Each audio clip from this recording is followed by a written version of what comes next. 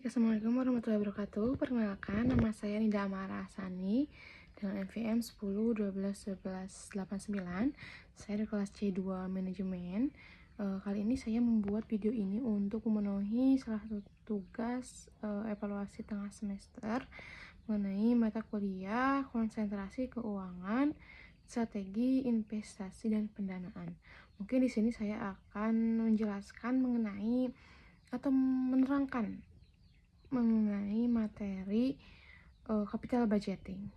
Oke, langsung aja kita ke materi capital budgeting. Baik, langsung saja saya akan menjelaskan mengenai materi capital budgeting. Nah, apa sih yang ada di benak atau di pikiran teman-teman ketika teman-teman itu mendengar kata capital budgeting? Nah, langsung aja kita ke pengertian capital budgeting. Capital budgeting, arti singkatnya yaitu penganggaran modal, yang mana adalah sebuah proses evaluasi bisnis guna menilai layaknya sebuah proyek atau rencana perusahaan. Dilaksanakan biasanya akan terjadi di atas periode waktu 1 tahun. Nah, jadi capital budgeting ini yaitu penganggaran modal. Penganggaran modalnya tentu saja pasti di atas periode waktu lebih dari 1 tahun. Biasanya untuk dihitungnya 5 tahun ke depan gitu ya untuk capital budgeting ini. Nah, tujuan dari capital budgeting ini apa sih? Yaitu memilih investasi yang bisa menambah nilai perusahaan. Tentu saja ketika kita capital budgeting itu tujuannya itu untuk memilih investasi untuk menguntungkan perusahaan. Nah, dari tujuan ini tentu saja kita harus menghitung dulu si capital budgeting ini. Nah, terus ada menilai kelayakan proyek potensial. Yang pertama yaitu pembukaan proyek baru. Ketika kita melihat proyek potensial, yang pertama kita harus melihat proyek baru. Yang kedua tentu saja pembelian aktif tetap. Dan yang ketiga yaitu pengembangan cabang. Ketika perusahaan ingin memilih investasi, tentu saja pengembangan cabang ini adalah hal yang tepat atau masuk ke proyek potensial. Nah, dari pengembangan cabang ini kita harus tahu dulu mana yang menguntungkan atau mana yang tidak menguntungkan. Nah, dari situ itu ada yang namanya analisa proyek potensial. Di analisa proyek potensial ini ada yang disebut independen. Independen yaitu cash flow atau keputusan salah satu proyek tidak berpengaruh ke proyek lain. Jadi ketika kita independen, kita itu bisa membuka beberapa perusahaan, beberapa cabang, tidak memikirkan yang mana yang lebih layak. Itu kalau kita independen. Kalau kita mutually eksklusif, cash flow dan keputusan suatu proyek dapat berpengaruh terbalik ke proyek lain. Artinya, jika kita itu memilih 2 proyek, artinya kita harus memilih satu proyek yang lebih layak ketika kita melakukan investasi atau memilih investasi. Jadi akan berpengaruh ke proyek lainnya. Next. Nah, di tahapan analisa capital budgeting ini, yang pertama itu memperkirakan aliran kas, tentu saja menentukan biaya modal, dan evaluasi cash flow, layak atau tidaknya kita berinvestasi. Itu adalah tahapan analisa capital budgeting. Next.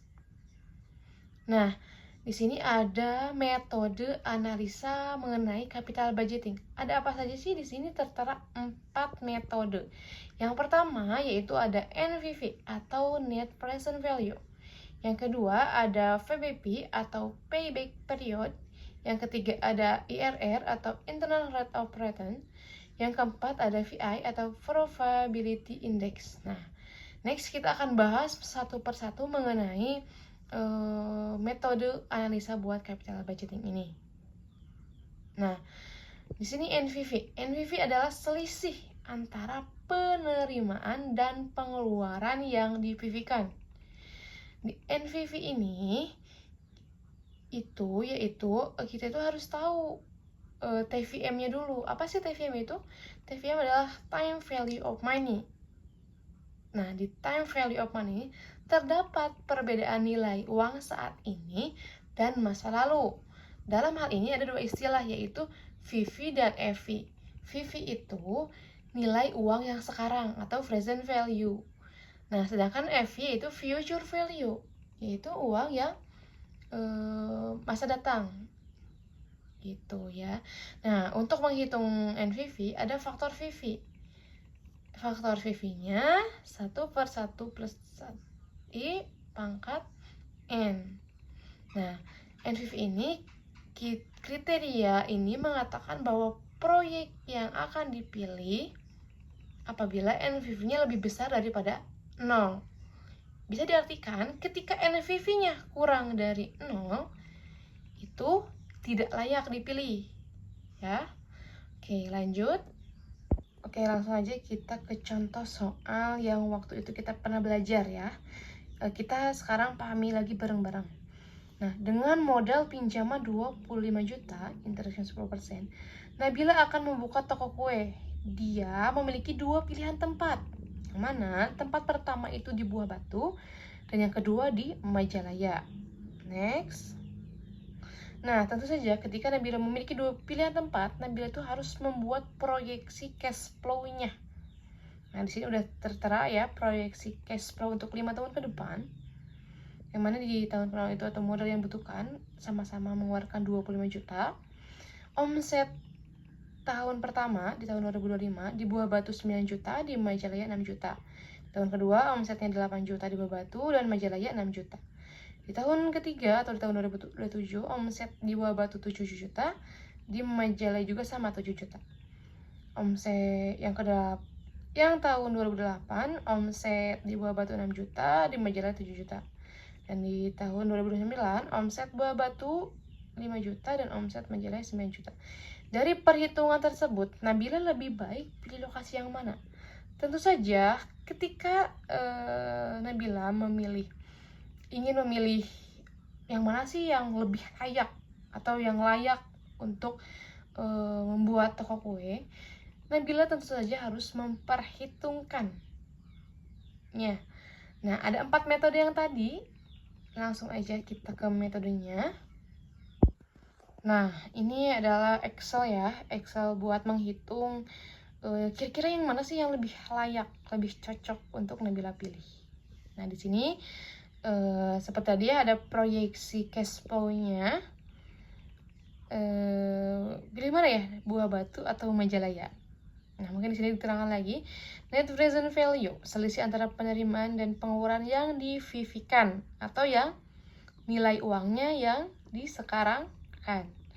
Kriteria ini mengatakan bahwa proyek akan dipilih apabila NPV-nya lebih besar daripada 0. Dengan demikian, jika suatu proyek NPV kurang dari 0, maka tidak akan dipilih atau tidak layak untuk dijalankan. Oke, kita bedah informasi data. Yang pertama itu buat Buah Batu dan Majalaya, kita harus tahu dulu cash out dan cash in-nya.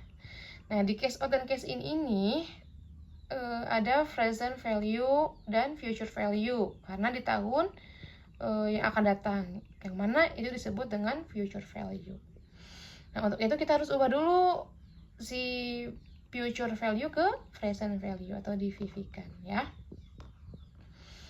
Nah, mungkin untuk cara buat merubahnya, kita harus ada faktor VV, yang mana ini adalah rumus faktor VV ya teman-teman.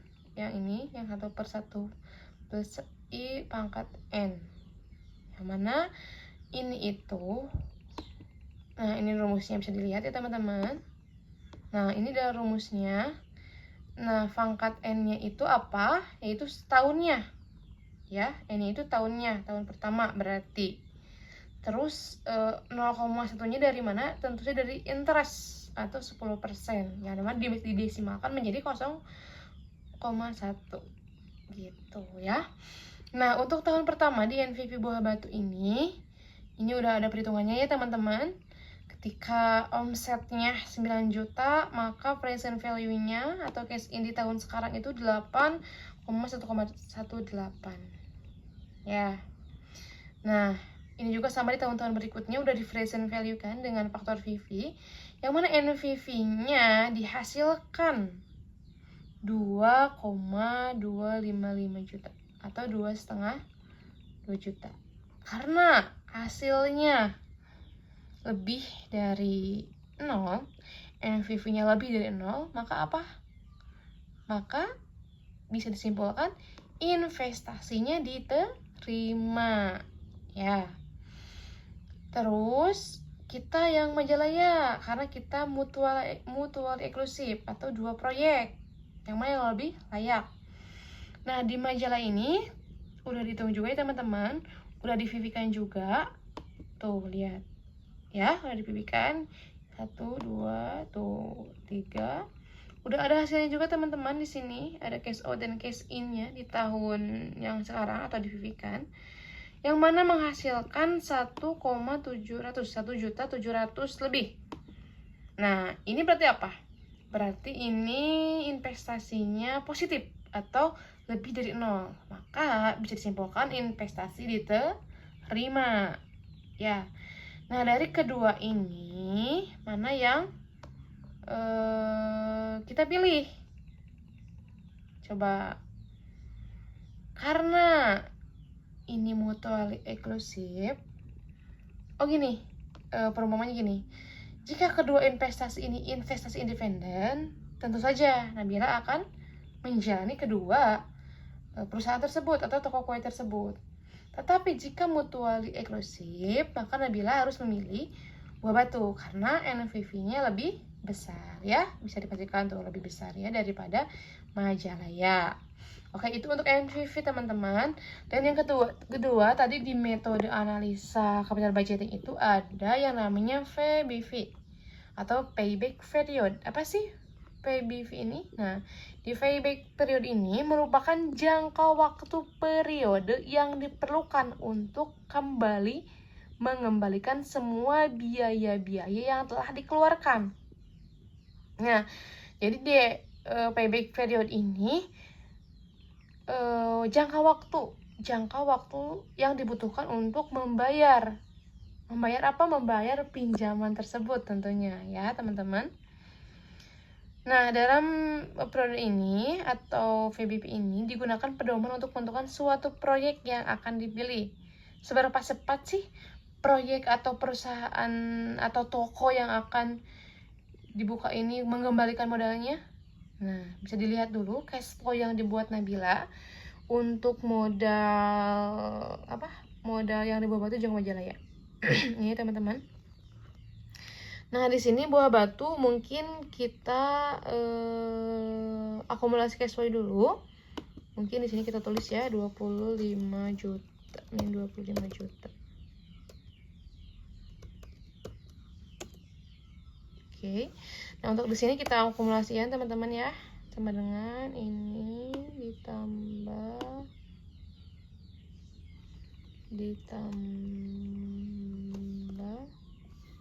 mohon maaf teman-teman ya, karena ini sambil dipegang HP-nya, mohon maaf.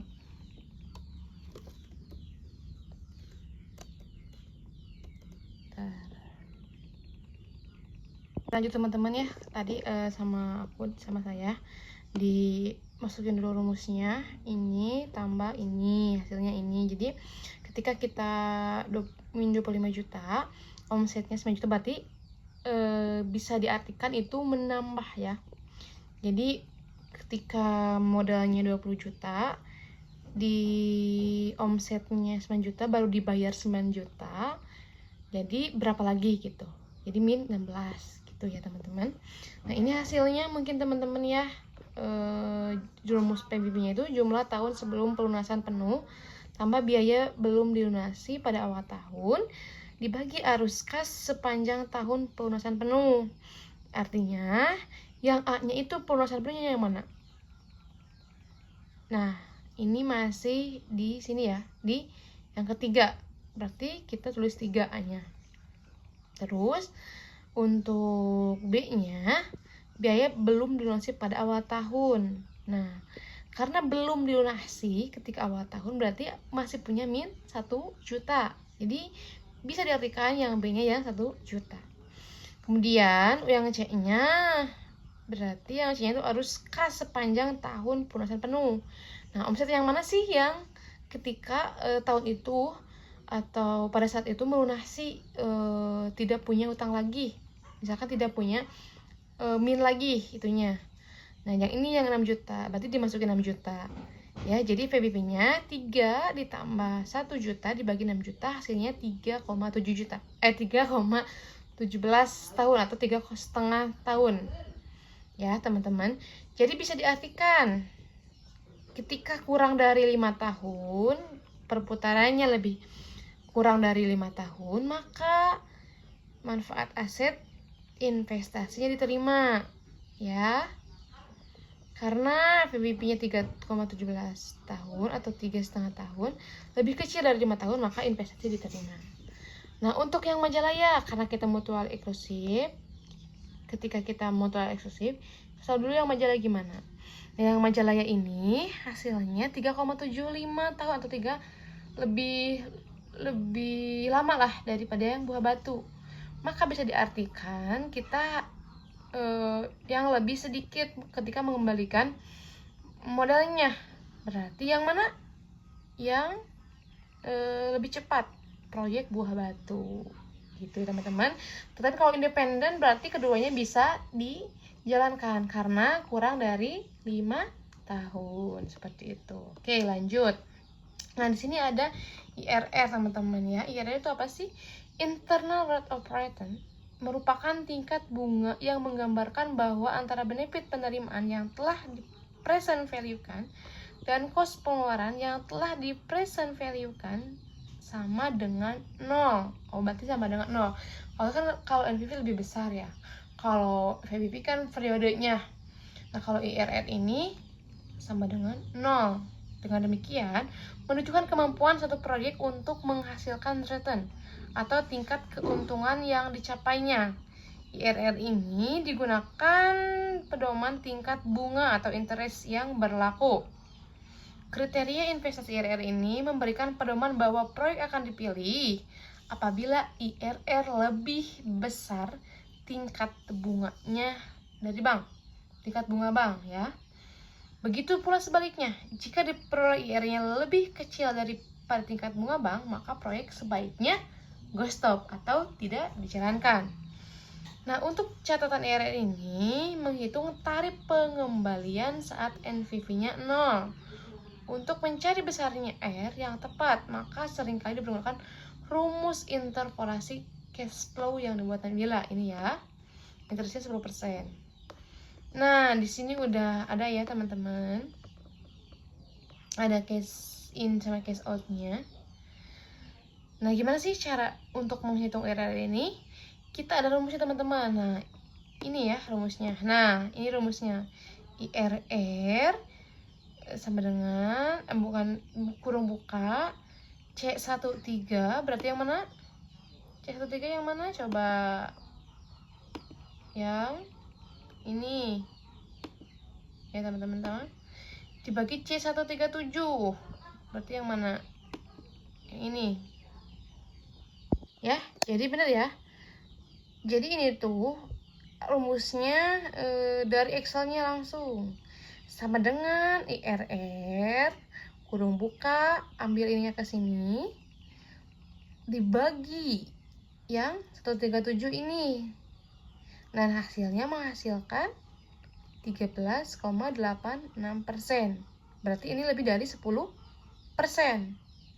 Ya. Ini adalah tingkat kos yang menyebabkan NPV proyek menjadi sama dengan biaya atau NPV 0. Kalau rumus yang manual ini sangat panjang ya teman-teman. Nah, di sini IRR-nya lebih besar dari discount rate 10%, maka bisa diartikan lebih dari investasi diterima karena lebih dari 10%. Karena hasilnya 13,86%. Kita lihat yang Majalaya IRR-nya gimana. Ini ada cash in cash out-nya. Gimana cara menghitungnya? Kita sama seperti tadi ya, IRR kurung buka, ini yang 25 juta min 25 juta ini dibagi yang ini, dan hasilnya menghasilkan 12,47%. Ya, ketika lebih besar, kita ulang lagi, ketika lebih besar dari interestnya atau discount rate bunganya, berarti apa? Berarti bisa diterima atau bisa dijalankan. Kalau independen berarti gimana? Kalau independen berarti bisa dijalankan keduanya, ya. Investasinya bisa diterima. Tapi jika mutual eksklusif, maka perusahaan harus memilih proyek buah batu karena IRR-nya lebih tinggi. Next, satu lagi di metode analisa capital budgeting, yaitu ada VI atau Profitability Index. Kalau VI ini kalau sama dengan NPV ya teman-teman. VI ini cuman merupakan metode perhitungan biaya investasi yang membagi antara present value dengan present value dari initial cash flow. Bila hasilnya lebih dari 1, maka investasi diterima. Bila hasilnya kurang dari 1, maka investasi ditolak. Ya, ini cash flow yang dibuat Nabila juga, sama seperti yang di atas. Sama juga teman-teman ya, kita VV-kan dulu. Nah, ini hasilnya teman-teman, sama ya seperti yang net present value. Cuman ketika kita mencari inisial ininya, kita harus tahu dulu gimana sih caranya untuk mencari si VI ini, teman ya. Jadi kita harus tahu dulu VI-nya berapa dari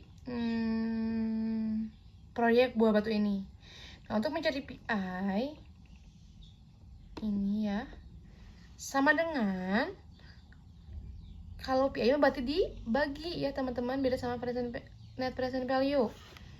Nah, ini yang hasil ini dibagi yang ini, jadi hasilnya 1,09. Ingat tadi rumusnya teman-teman, jika lebih dari 1 maka investasi diterima. Nah, kita lihat yang majalah ya, hasilnya berapa.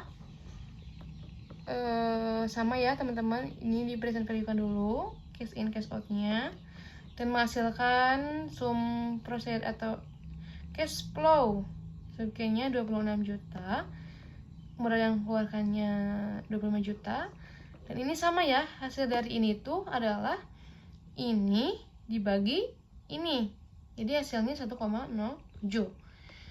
Ingat, kalau lebih dari 1 maka investasi diterima ya.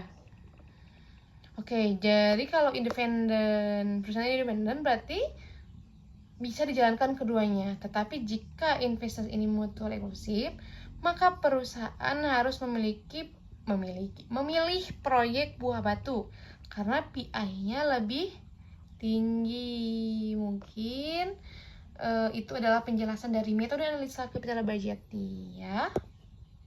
Baik, segitu saja penjelasan materi dari capital budgeting ini. Semoga teman-teman bisa memahaminya. Cukup sekian dari saya. Mohon maaf apabila banyak sekali kekurangan. Wabillahi taufiq walhidayah. Wassalamualaikum warahmatullahi wabarakatuh.